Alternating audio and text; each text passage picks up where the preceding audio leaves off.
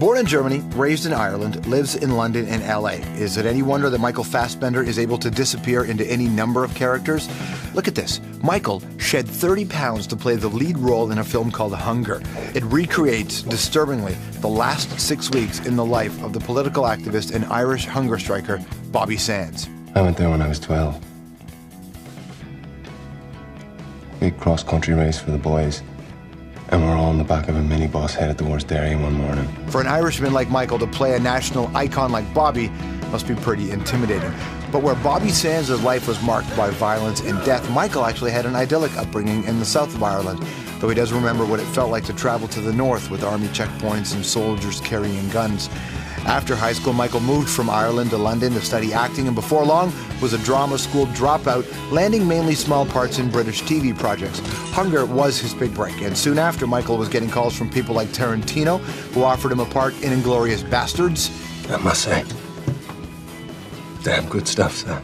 Cronenberg, who cast Michael in A Dangerous Method. That's a film that looks at the friendship between Carl Jung and Sigmund Freud. I think of you more as Galileo, and your opponents as those who condemned him, while refusing even to put their eye to his telescope. But all the talk these days is about Michael's full frontal turn in a film called Shame. It reunites him with the Hunger director Steve McQueen and lays bare some of the fearless questions about the nature of compulsion and sex addiction. Please welcome Michael Fassbender. Nice to see you, man. Good to see you. How are you? Good, thanks. Welcome to the program. Thank you very much. Does Steve McQueen say, hey, look, I have this character, he's a really twisted sexual deviant, possibly sexually addicted, there's a backstory of some deep family hate or something, you're perfect for it? Yep, it's like, you know me too well.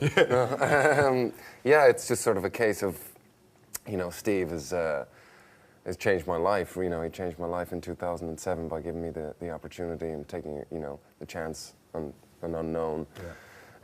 In Hunger.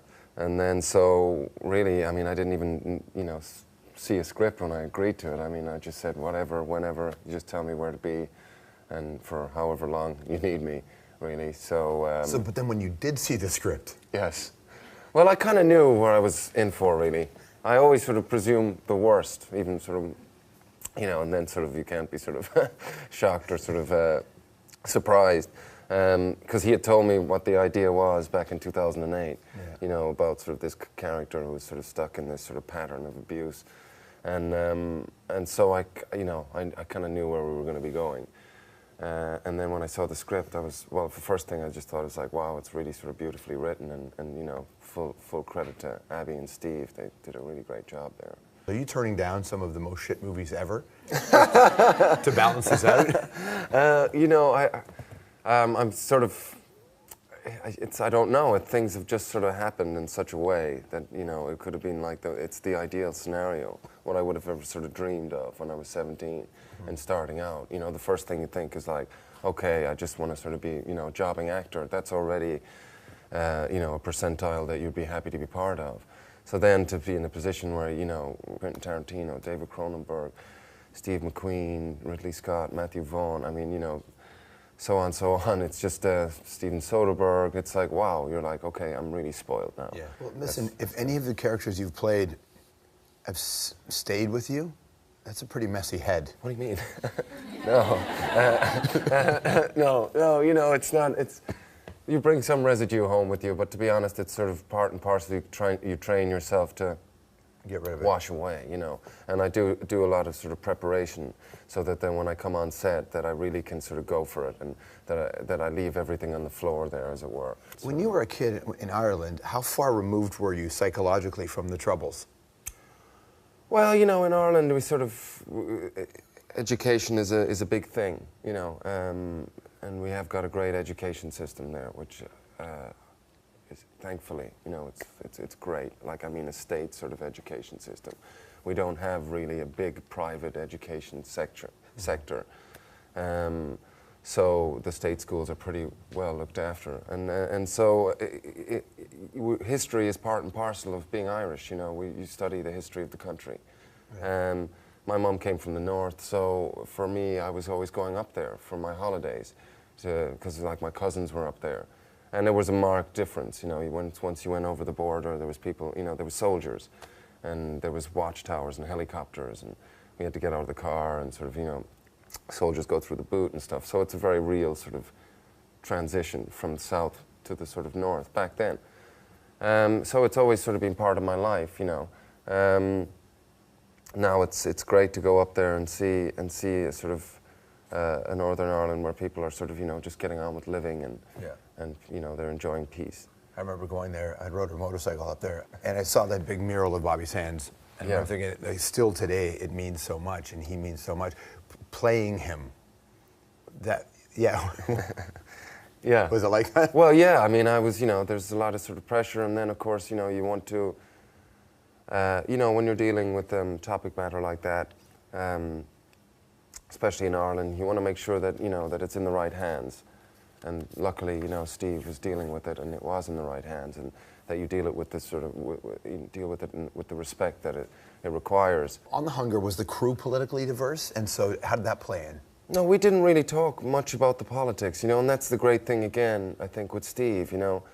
Even though this, you know, talking about sort of hunger and the politics, people didn't really bring up the politics that much, you know, in the media as well. It was because he makes these stories human, you know, and it's like, again, human beings, and what human beings are capable of doing to themselves and to one another, and, you know, what are we doing and how are we trying to sort of exist together on this planet. And again, with shame, you know, even though there's some, you know, pretty risque stuff, you know, in there, people haven't been really focusing on the sex, you know, because, again, it's the human condition. It's like, what are we doing? You know, is he a sex addict? Is the character a sex addict? I thought you meant Steve. Yeah. Well, I assume he has to have some relationship with it to make it. But is he? He is, and you know, again, it's that sort of thing when I think, you know, when people say sex addict, people get nervous, and we sort of laugh it off, or we go, well, that's just sort of, you know, when I suppose we were introduced to it first from the celebrity world, and people are like, well, they're just spoiled, aren't they? And but the fact of the matter is, you know, that there is 24 million people in the United States alone that claim to be suffering from this affliction. Yeah. And you know, I've met a couple of them, and it's a very real problem for them. And that's the thing, that's why I like Brandon, the character, you know, because it's not like he's just going, hey, you know, regardless of whatever's going on around him, that he thinks, you know, that he's having a good time and he's you know, he's living his life. No, he's struggling with this.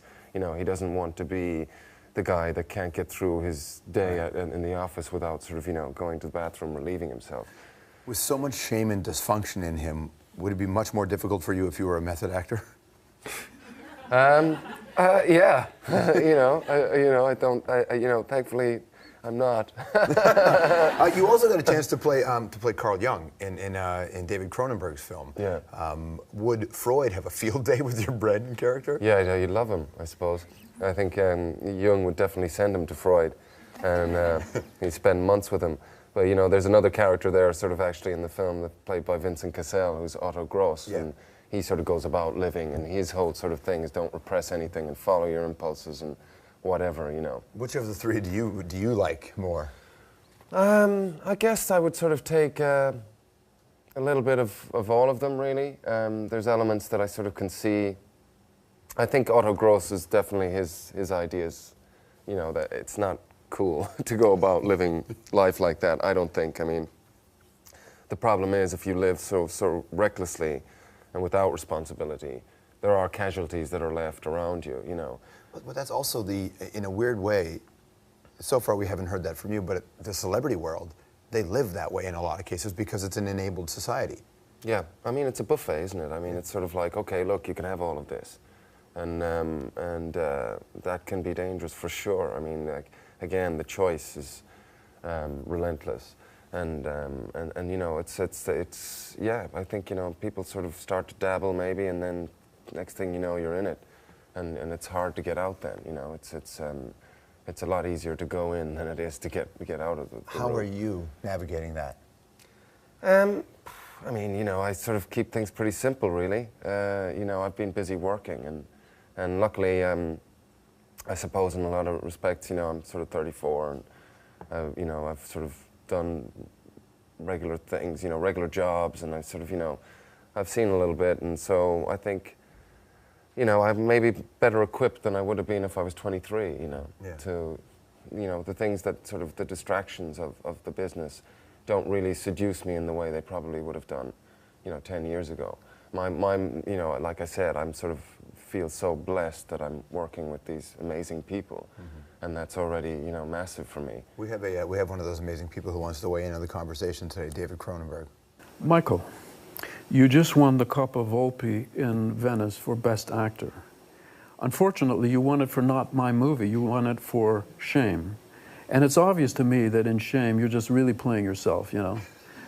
This crazy, drug-taking, naked guy who has sex with a lot of people.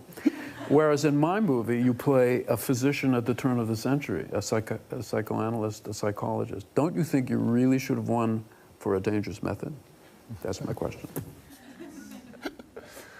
He's always promoting, isn't he? It's like he even sort of cuts in my interview here. David is amazing. It's like and it's just great that even now, sort of through the television screen, he's taking the piss out of me. Because that's pretty much what he did for like 3 months working with him on Dangerous Method. He's a great guy, a great sense of humor. We'll come back and we'll find out what it's like to you know, if Cronenberg has any similarities with Quentin Tarantino, and we'll get into that and maybe how he handled himself in a bar fight. Anthropology, Michael Fassbender after this.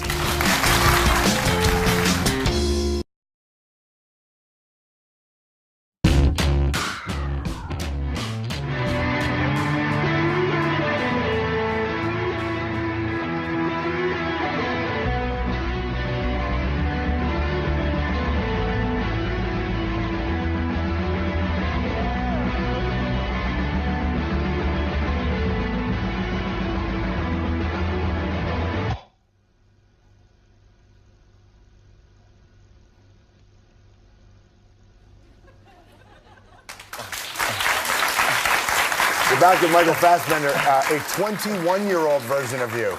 Yeah, that was pretty weird to see that, yeah.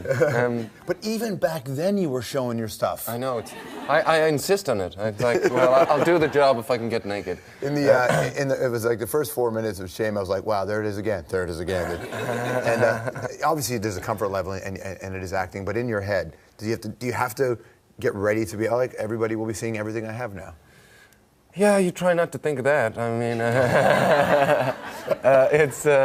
yeah, you know, obviously you feel like embarrassed and awkward, and then, you know, you just go, okay, well, better get on with it, and, you know, yeah, you just sort of bless yourself and go for it. It's, you know, yeah, I mean, I knew that there was going to be a lot of that, so I had to sort of deal with it. I sort of prepared myself sort of beforehand, I suppose, in the sort of months leading up to it. All right, Anthropology. Born in Germany, raised in Ireland. How are you in a bar fight? Schizophrenic. You know, I think I've sort of, any of the sort of fights that I've got into in the past, I sort of always seem to be on the receiving end more so than sort of dishing anything out, really. Not that good, I think. I'm a fast runner. Are you? Nice. Who's funnier, Cronenberg or Tarantino? I gotta say Cronenberg.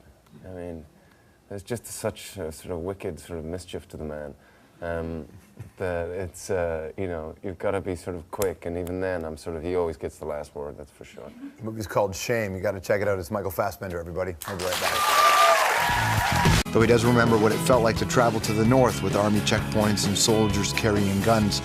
After high school, Michael moved from Ireland to London to study acting, and before long was a drama school dropout, landing mainly small parts in British TV projects. Hunger was his big break, and soon after, Michael was getting calls from people like Tarantino, who offered him a part in Inglourious Bastards. I must say.